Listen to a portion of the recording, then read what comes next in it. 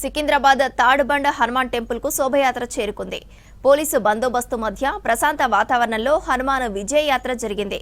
12 కిలోమీటర్లు జరిగిన శోభయాత్ర 9 గంటల 20 నిమిషాల్లో పూర్తి చేశారు.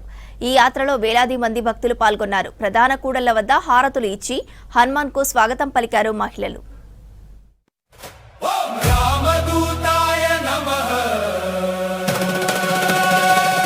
హనుమాన్ జయంతి వేడుకలు హైదరాబాద్ లో ఘనంగా జరిగాయి. హనుమాన్ జయంతి సందర్భంగా ఖైరతాబాద్ లోని ఆంజనేయ స్వామి ఆలయాన్ని సందర్శించారు గవర్నర్ దంపతులు. సతీమణి జానకితో కలిసి శివప్రతాప శుక్ల ప్రత్యేక పూజలు చేశారు.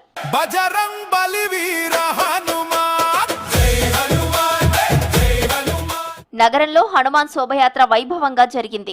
గౌలిగూడ నుంచి సికింద్రాబాద్ తాడ్బండ్ ఆలయం వరకు శోభయాత్ర నిర్వహించారు. శోభయాత్ర నిర్వహించే ప్రాంతాల్లో ట్రాఫిక్ ఆంక్షలు విధించారు పోలీసులు. ఊరేగింపు రూట్లలో భారీ వాహనాలకు అనుమతించలేదు. 12 కిలోమీటర్లు ప్రధాన శోభయాత్ర జరిగింది. 14 ఉప శోభయాత్రలు ప్రధాన శోభయాత్రలో కలిశాయి. మల్కాజ్గిరి కమిషనరేట్ పరిధిలో మరో 92 స్థానిక ఊరేగింపులు శోభయాత్రలో చేరాయి.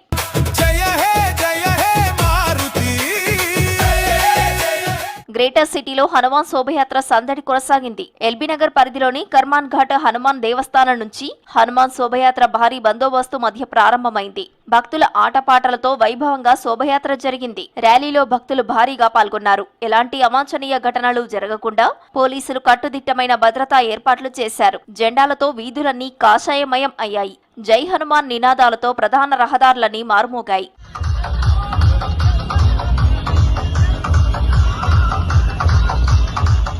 గౌలిగూడ రామ్ మందిర్ నుంచి మొదలైన హనుమాన్ శోభయాత్రలో భారీగా భక్తులు పాల్గొన్నారు. ర్యాలీ మార్గంలో ఎప్పటికప్పుడు ట్రాఫిక్ క్లియర్ చేశారు పోలీసులు. జాంబాగ్ కోటి మీదుగా యాత్ర కొనసాగింది. గ్రేటర్ హైదరాబాద్ లో మొత్తం 168 శోభయాత్రలు జరిగాయి. కర్మాన్ ఘాట్ నుంచి వచ్చే శోభయాత్ర చంపాపేట్, ఐఎస్ సదన్, మలక్పేట్ మీదుగా కోటి దగ్గర కలిశాయి.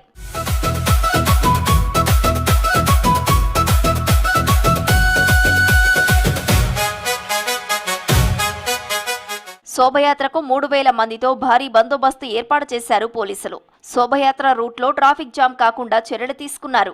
ఆ మార్గంలోకి ఇతర వాహనాలు రాకుండా చేశారు. బంజారాహిల్స్ లోని కమాండ్ కంట్రోల్ సెంటర్ నుంచి సీసీ కెమెరాల ద్వారా నిరంతరం పరిశీలించారు పోలీసులు.